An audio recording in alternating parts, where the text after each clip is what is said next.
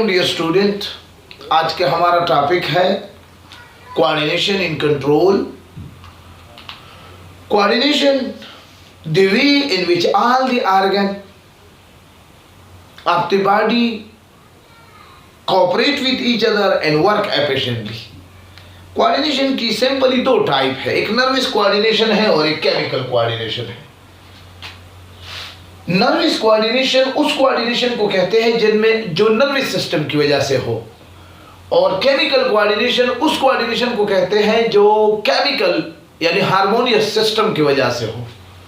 Receptor, अब nervous coordination में जो रिसेप्टर है वो सेंसेस ऑर्गन है, आपके सामने लिखी हुई है। और केमिकल कोऑर्डिनेशन में हमारे साथ किडनी, लीवर, स्टमक यानी मेरी बॉडी पार्ट।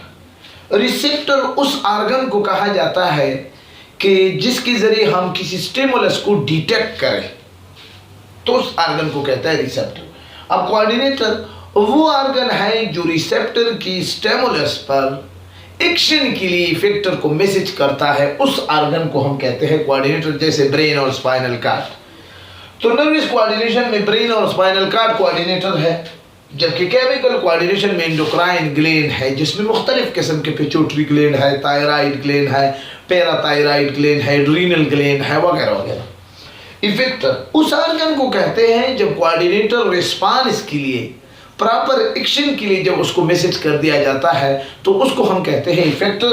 नर्वस कोऑर्डिनेशन में ये मसल और ग्लैंड है। मसल वो उसमें ऐसे सेल है जो कि कंट्रैक्ट और रिलैक्सेशन की एबिलिटी हो, जबकि ग्लैंड उस ऑर्गन को कहा जाता है जो हार्मोन खारिज करे। जबकि केमिकल कोऑर्डिनेशन में मेरी बॉडी पार्ट, किडनी, लीवर और स्टमक है। Nature of message, nervous coordination में जो मैसेज का नेचर है वो इलेक्ट्रिकल है, और केमिकल कोऑर्डिनेशन का जो मैसेज नेचर ऑफ मैसेज है उसमें केमिकल है। कैरियर ऑफ मैसेज, न्यूरॉन के जरिए यानी नर्व के जरिए मैसेज जाता है। केमिकल कोऑर्डिनेशन में ब्लड के जरिए मैसेज जाता है। Nature of response, nervous coordination में कंट्रैक्शन ऑफ मसल या सिक्रीशन ऑफ ग्लैंड जब हो जाता है तो हम कहते हैं कि ये रिस्पांस है। जबकि केमिकल कोऑर्डिनेशन में वेरियस टाइप, जैसे ग्रोथ है, रिप्रोडक्शन है, रीअब्जॉर्प्शन ऑफ वाटर है।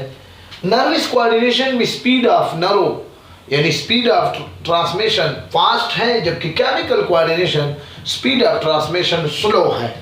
नर्वस कोऑर्डिनेशन शॉर्ट टर्म के लिए है, जबकि केमिकल कोऑर्डिनेशन लॉन्ग टर्म के लिए है। तो इनसे आप स्क्रीनशॉट महफूज कर ले।